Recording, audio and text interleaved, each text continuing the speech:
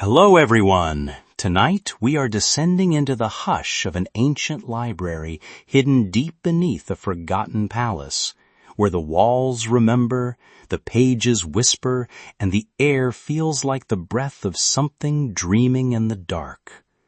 The moon is somewhere above, sure, but down here, light doesn't come from the sky. It seeps in from memory, like candle smoke curling around stone pillars and long-lost names. You can almost taste the silence. It's soft and warm, like old parchment, like secrets folded too many times. So before you get comfortable, take a moment to like the video and subscribe, but only if you really like what I do here.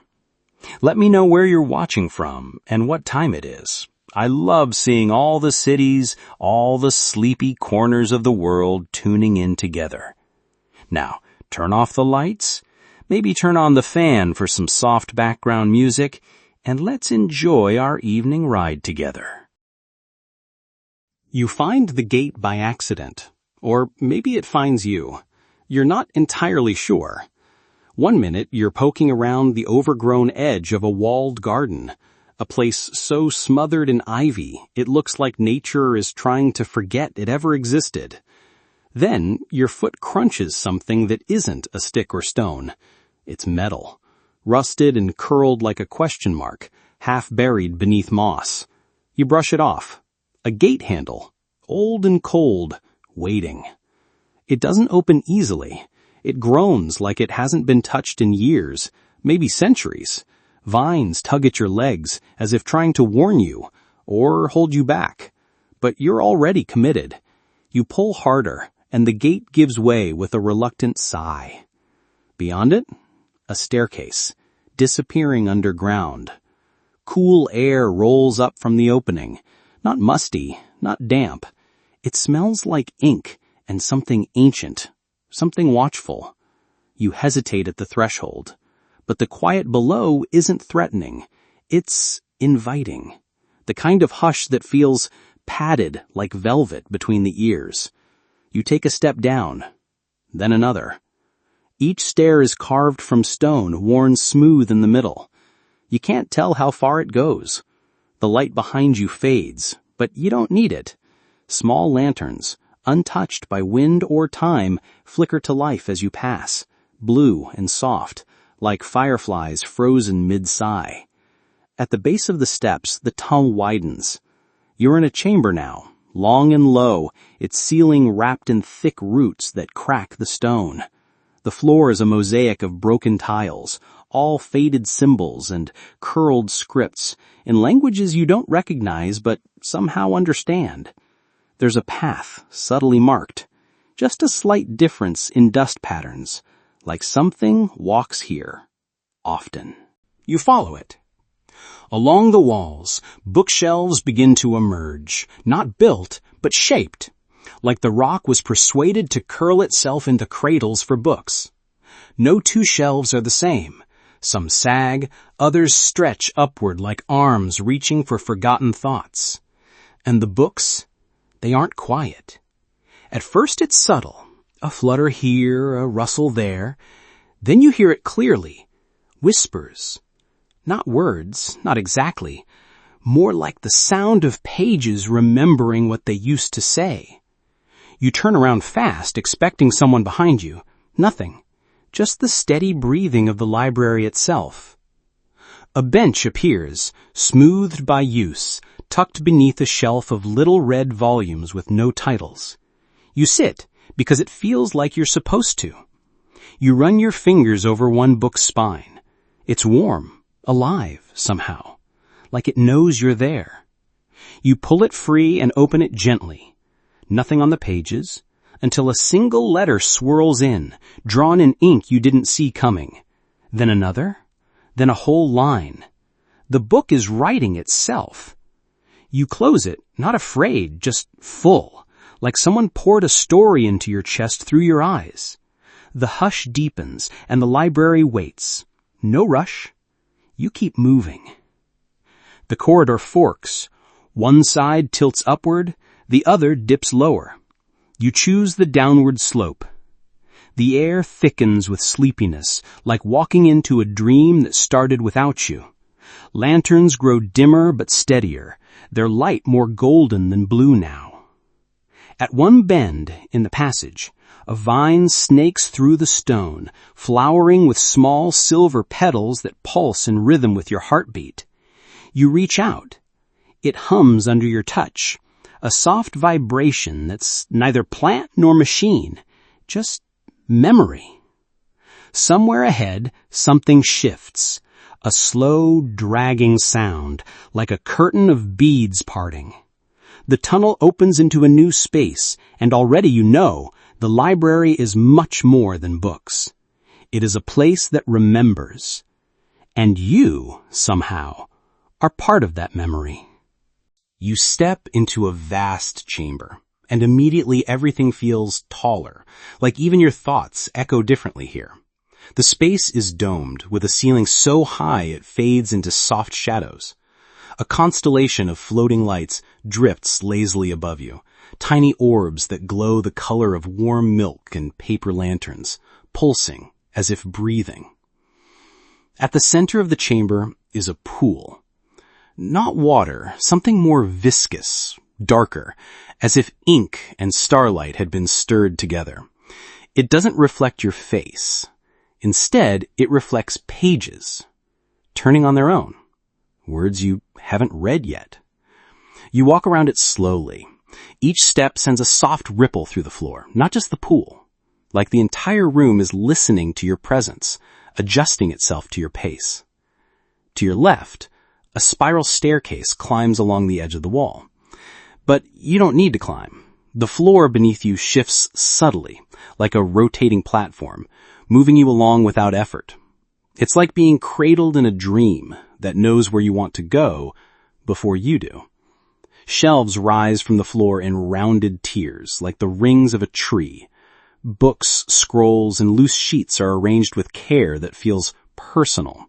Some are wrapped in velvet, others tied with silver thread. One book glows faintly violet and turns away from you when you reach for it. Shy, maybe. Then you see him. The prince. Or rather the echo of him. He stands still, framed in an alcove made of what looks like petrified moonlight. His clothes are old, long layers of silk and something that might have once been gold. His face is pale and soft, like memory blurred by time. His eyes are closed, but you know he sees. You move closer, and the air around him feels like exhale, gentle, full of quiet. This is no ghost. This is a resting thought, a paused sentence. And then, just as your fingers graze the edge of the air surrounding him, something stirs. A soft rattle, like dried leaves being turned by a breeze that isn't there. A doorway you hadn't noticed before opens behind him, swinging wide, with no sound. It leads into something narrow and slanted, a hallway lined with archways. Through each arch, a different kind of library. One holds nothing but drawers, hundreds of tiny compartments labeled in languages that look like constellations. Another is stacked high with towers of paper cranes. Each crane bears a name. The one you choose smells of cinnamon and lightning. Inside, the shelves curve like waves. Books are slotted in like fish swimming midstream. You reach for one and feel a pulse in your palm, a flutter of someone else's memory. You open the cover and the pages ripple, not from wind, but from breath. The book sighs. It's a bedtime story, but not for children, for kings, for soldiers, for sailors who never made it home. As you read, your eyes don't grow tired.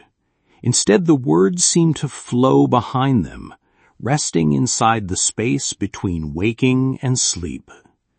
You understand the story without remembering any of it afterward. It's comforting in the way rain on rooftops is comforting. Gentle, repetitive, inevitable. You sit on a step carved from ivory stone. The book folds shut by itself, satisfied. Somewhere above, the floating lights shift color, blushing rose, like a sunset trying to stay awake. From across the room, another figure stirs. This one is small, childlike, not the prince, a memory of someone who might have loved him. She skips along the tiles without touching them, her laugh a hush of bells and breeze. She passes you by without looking, but drops a folded slip of paper at your feet. You wait before unfolding it. Then, carefully, you lift the corner. There are no words, just a drawing, a key, a door, and a path through sand. When you look up, she's gone. The shelves look taller now, the lights more scattered. The library has shifted while you weren't watching. It always does. You feel the paper still in your palm. It's warm, heavy for its size. You slip it into your pocket like a promise. Then you stand. The air moves again, not forward, not backward, just deeper. And as you walk, the door behind you closes.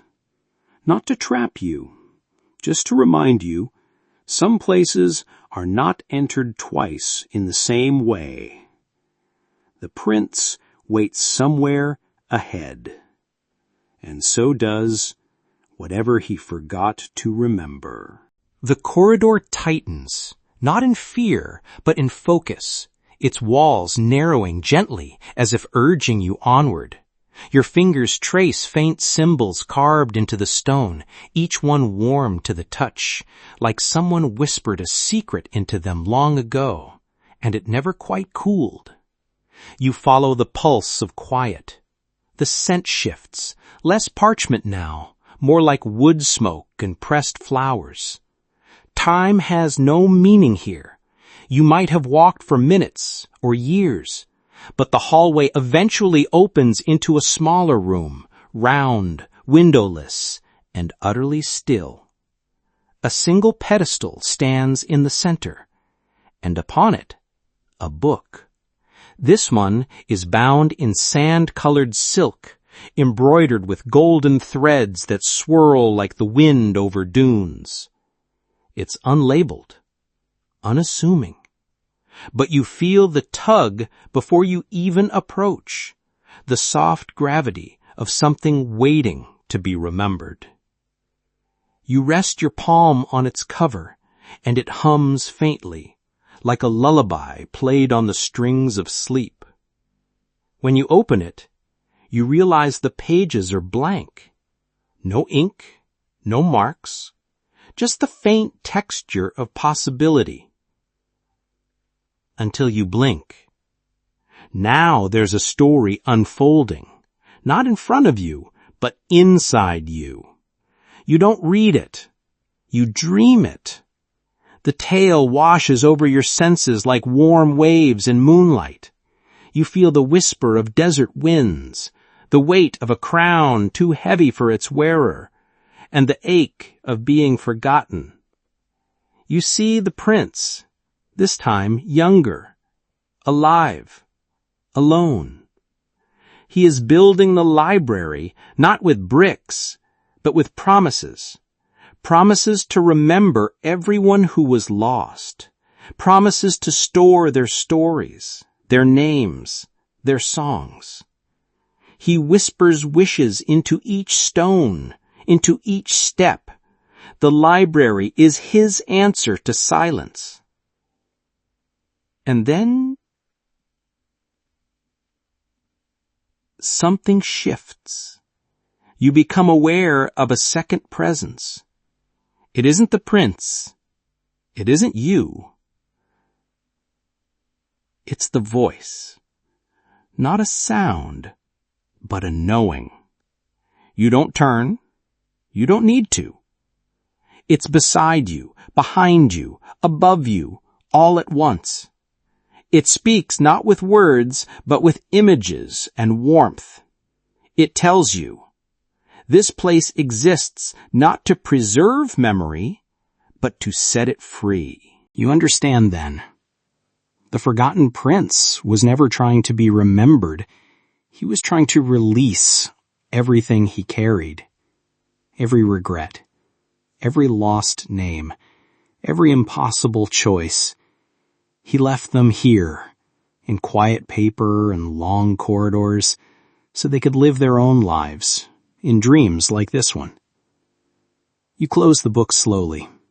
The pedestal sinks into the floor with a gentle sigh, like it's done its job. And now, the room changes. Shelves rise, not tall, but small, like a child's playroom. Toys line them, worn dolls, wooden soldiers, faded puzzles with missing pieces. But they're not random. They're memories, too. Fragments of laughter, of lessons half learned, of goodbyes said too soon. You kneel, and your hand is drawn to a tiny music box. It's shaped like a moon, cracked at one edge. When you open it, a soft tune plays. Broken, slow, but lovely. You listen, and you remember something that was never yours. A prince, once a child, holding this same box in trembling hands, while a voice, maybe his mother's, maybe the wind, tells him to be strong, to build something kinder than the world he came from. The melody fades. The box closes. You place it back. There's a hush now, the kind that comes before something new begins. A doorway opens. Though you never saw the wall move, light pours in. Not harsh, but golden, like the start of a long dream. You step through it, carrying nothing but the feeling of something once lost and gently returned. The next room is vast again. But this time, there are windows. They show stars outside. Not a sky you know. Bigger. Older. And in the middle of this quiet observatory, the prince stands again. Older than before and somehow softer. Not waiting, just existing. His eyes meet yours, not in surprise, but recognition. He nods once and disappears. You don't chase. You simply breathe. The library has accepted you, not as a visitor, but as a vessel. And your presence here has softened something ancient and rigid, like the spine of a book finally cracked open. You sit once more, letting the hush of the stars and shelves and unwritten words wrap around you like a warm shawl. You don't need to move. You're exactly where you should be. It doesn't show a person this time. It shows you. Not your face, not your body, but your presence. The color of your wondering, the shape of your sleepiness, a pulse of gentle light. And behind that light, something hidden.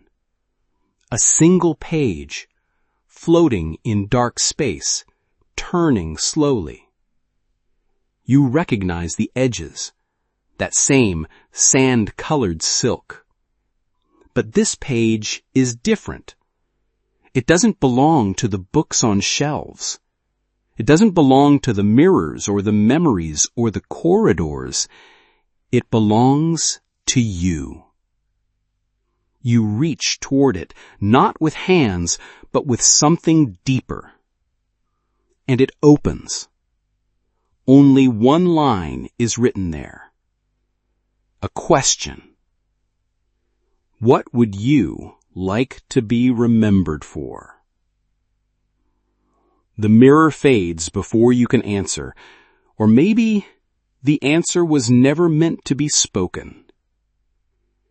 You rise and walk again, your pace slower now. You've changed shape, not your body, but the way you move through the world. Softer, like you've learned how to tread gently over things most people never see. You return to the wide atrium at the library's heart, and for the first time, you notice the walls are not made of stone, but pages. Thousands of them. Paper like silk, like leaves, like memory itself. Each page contains a life, and somewhere among them, one will soon hold yours. Not because you're special, but because you were here, and you listened, and you saw. The Whispering Library does not record fame. It collects kindness. It collects stillness. It collects the hush between one thought and the next, where a choice to be gentle is made. You press your hand gently against one of the pages and feel something begin to write. It doesn't show a person this time. It shows you. Not your face, not your body, but your presence. The color of your wondering. The shape of your sleepiness, a pulse of gentle light. And behind that light, something hidden.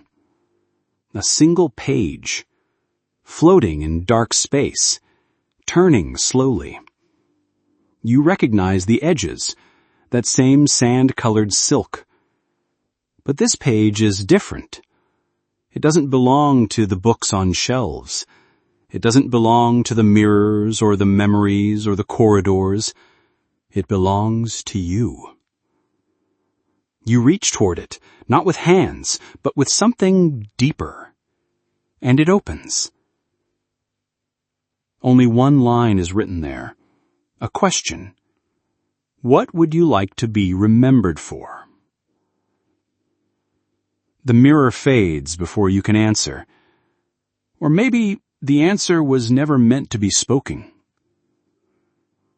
You rise and walk again, your pace slower now. You've changed shape, not your body, but the way you move through the world.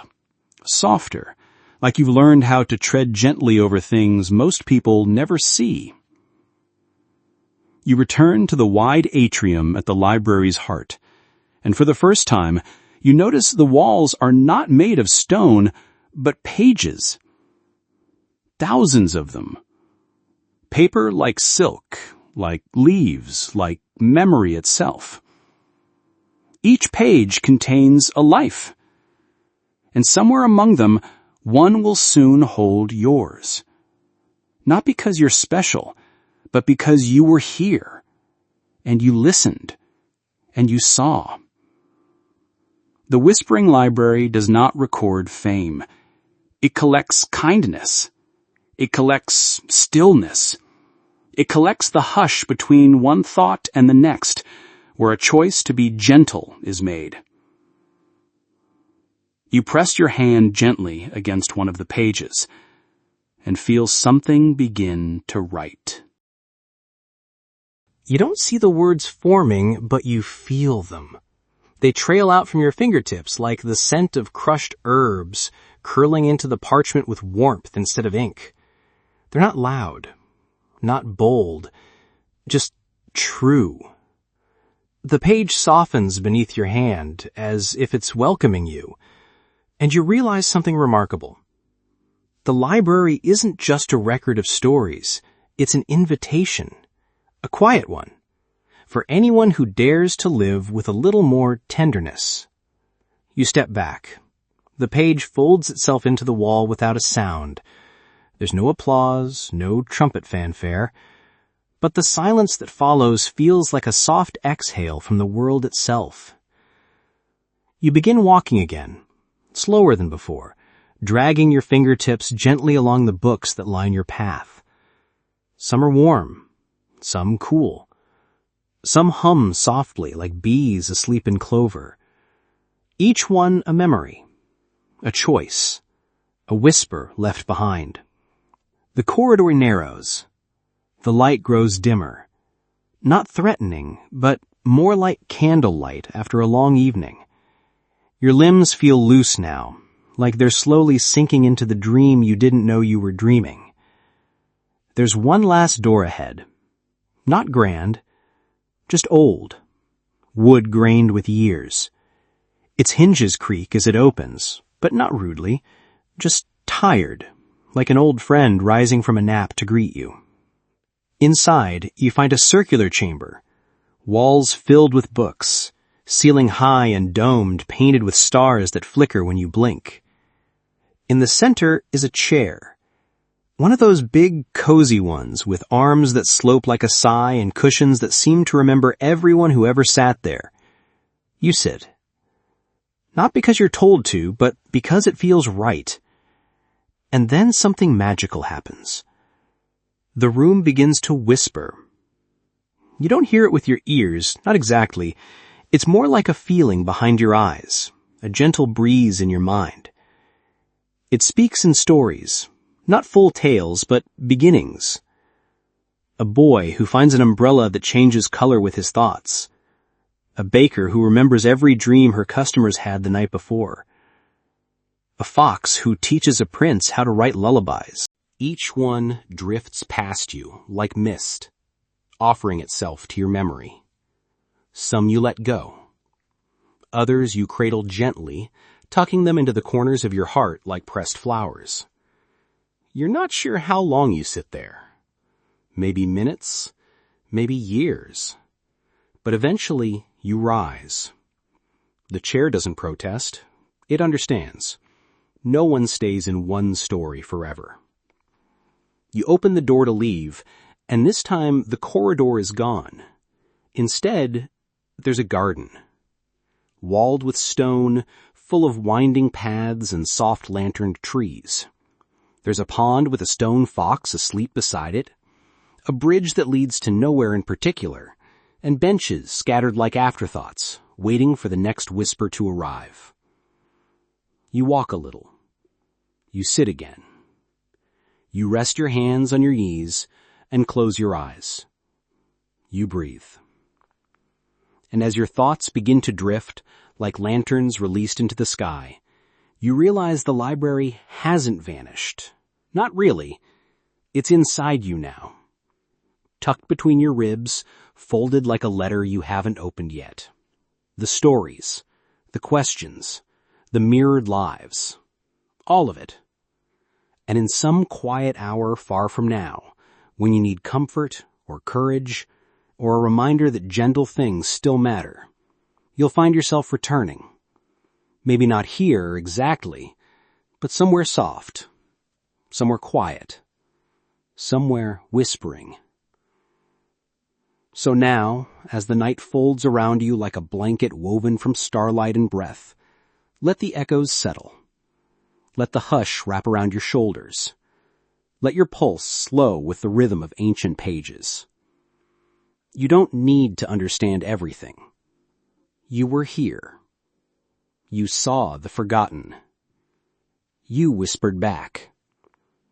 And that's enough. Sleep now, listener. Sleep, and let the library keep watch.